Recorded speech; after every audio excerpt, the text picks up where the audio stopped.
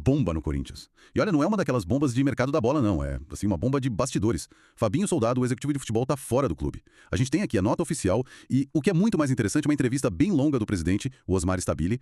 E a nossa missão aqui é tentar entender o que aconteceu de verdade por trás daquele comunicado, sabe? Tão formalzinho. E o ponto de partida já é fascinante, porque tem uma contradição que salta aos olhos. A versão oficial fala em comum acordo, né? É uma saída amigável, tudo certo. Mas, ao mesmo tempo, as informações que a gente tem apontam que o técnico, o Dorival Júnior, e os jogadores mais importantes do elenco apoiavam publicamente a permanência dele. Exato. Se o vestiário, que é tipo o coração da operação do futebol, estava satisfeito. De onde veio a força que causou essa saída? A história oficial me parece simples demais, quase uma fachada. Vamos começar por ela então, por essa versão dos fatos e ver onde é que ela começa a fazer água. Perfeito. A narrativa que o presidente Stabile constrói é a de um ciclo que se encerrou naturalmente. Ele usa todos aqueles termos que a gente espera, agradece pelo profissionalismo, diz que o Sardu foi competente e comprometido e ainda fala que a intenção de sair já tinha sido manifestada pelo próprio executivo. É um manual de comunicação para evitar crise, né? E ele ainda coloca um detalhe que parece pequeno, mas é muito estratégico. A parte financeira. Ele fez questão de dizer com todas as letras: não houve pagamento de multa para nenhum dos lados. Apenas cumprimos o que estava previsto em contrato. Por que essa ênfase toda nisso? Porque isso reforça a imagem de uma separação limpa, sem briga.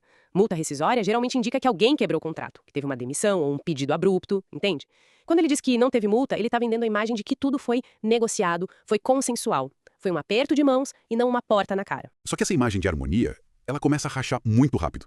Na mesmíssima entrevista, o Stabile admite quase que de passagem que no começo da gestão do Soldado existiram dificuldades de relacionamento e que elas foram ajustadas com o tempo. Essa palavra ajustadas me soa como um eufemismo, não quer dizer resolvidas, né? Você tocou no ponto central. Essa é a primeira pista de que a relação não era um mar de rosas. E pra mim, esse ajuste pode ter sido só uma trégua. Pensa bem, um executivo contratado que vem de fora chega num clube com uma cultura política fortíssima como o Corinthians. É óbvio que vai ter atrito com as forças que já estão lá. O que a declaração do presidente sugere é que esse atrito inicial nunca assumiu de verdade. Ele só foi administrado. E talvez mal administrado, né? No fim das contas. Porque essa admissão de dificuldades leva a gente direto pro outro lado da história. A tal da pressão interna. Se o campo, com o Dorival e jogadores como André Ramalho, Gustavo Henrique, Memphis, se essa turma toda bancava o trabalho dele, essa pressão tinha que ser muito, mas muito forte. Para passar por cima do apoio do time que acabou de ganhar a Copa do Brasil. E aqui a gente precisa aprofundar um pouco o que é pressão interna num clube como o Corinthians. Não é uma coisa abstrata, sabe? Muitas vezes é um jeito bonito de falar da influência de conselheiro vitalício, de grupos políticos organizados, grupos que têm seus próprios projetos de poder e que, assim, nem sempre estão alinhados com o que a gestão profissional do futebol acha que é o melhor caminho. É uma estrutura que tá lá antes de qualquer presidente. Então, quando o presidente fala do apoio que o Soldado tinha do Dorival e dos jogadores, e mesmo assim ele sai, o que ele tá dizendo, talvez sem querer, é que o poder desses grupos políticos foi maior que o poder do resultado em campo. Exatamente. E tem uma frase do Stabile que é a confissão disso tudo, mesmo que ele use para tentar mostrar o contrário. É quando ele diz: sempre buscamos atuar da forma mais profissional possível, blindando o futebol das questões políticas do clube, que funciona 24 horas por dia. A palavra-chave aí é blindando. Ninguém precisa blindar uma coisa que está num ambiente seguro, saudável. Blindagem pressupõe ataque, uma ameaça constante. Ele está, basicamente, admitindo que existe uma guerra fria diária entre o departamento de futebol e as forças políticas do clube. É a admissão de que o ambiente fora do campo é tóxico. E a saída do Fabinho Soldado, um profissional que, segundo o próprio presidente, tinha o respaldo técnico, pode ser a maior prova de que, dessa vez, a blindagem falhou. A política invadiu o CT, passou por cima do aval do técnico campeão e venceu essa queda de braço. E é impressionante, nenhum título da expressão que é a Copa do Brasil serviu de escudo. Se o maior objetivo do ano foi alcançado, a lógica diria que o trabalho do executivo estaria mais do que legitimado. Mas, pelo visto, os critérios de avaliação eram outros. Completamente outros. Isso indica que, para certas alas do clube, a avaliação do trabalho do Soldado não era baseada em resultado, em troféu, mas talvez em lealdade a certos grupos, em seguir cartilhas políticas, em quem ele indicava ou não para cargos menores. São critérios que fogem totalmente da lógica de mercado que se espera de um executivo de futebol hoje. Se essa batalha contra a política interna foi perdida, é um sinal preocupante. Mas o Stabile parece querer dobrar a aposta na profissionalização, pelo menos no discurso, né? O que ele falou sobre o perfil do substituto? Ele cogita ceder e colocar alguém da casa, um diretor estatutário? Olha, a resposta dele a essa pergunta foi a parte mais forte da entrevista, na minha opinião. Ele foi taxativo. Ele disse: não, hoje não há espaço para colocar um diretor estatutário para exercer a função de executivo. Ele fechou a porta com força. É quase uma declaração de guerra à velha política do clube. Ele está basicamente fincando uma bandeira, dizendo que, apesar dessa derrota nos bastidores com a saída do Soldado, o projeto de gestão profissional dele continua. Ele repete isso de várias formas, certo? Sim, é o fio condutor da fala dele a partir daí. Ele diz que o futebol está cada vez mais profissional, que evolui a cada dia, e aí solta a frase de efeito: o Corinthians não tem espaço para quem não seja profissional. É uma mensagem muito clara, para dentro e para fora. Pro mercado ele diz: eu continuo buscando os melhores. Pros grupos internos, ele avisa: não vou ceder ao amadorismo. Mas aí surge um paradoxo, né? Como ele concilia esse discurso tão firme com o evento A Saída do Soldado, que parece ter sido motivado justamente por forças não profissionais. A prática parece contradizer a teoria. E esse é o grande dilema da gestão dele. O discurso é moderno, alinhado com o que se espera de uma SAF, de um clube empresarial, empresa, mas a realidade da governança de um clube associativo puxa ele para o outro lado. Ele pode até querer um ambiente 100% profissional, mas a saída do executivo dele mostra que, na prática, ele ainda não conseguiu construir isso. Ele vence no palanque, mas perde nos corredores. E nesse contexto surgiu o boato sobre o Paulinho, do Mirassol, como possível substituto.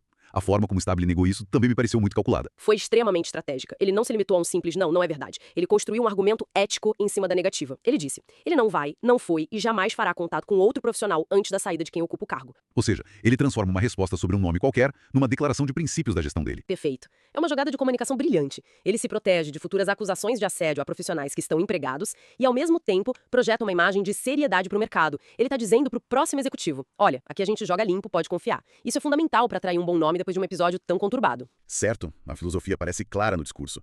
Mas e a prática? E o agora?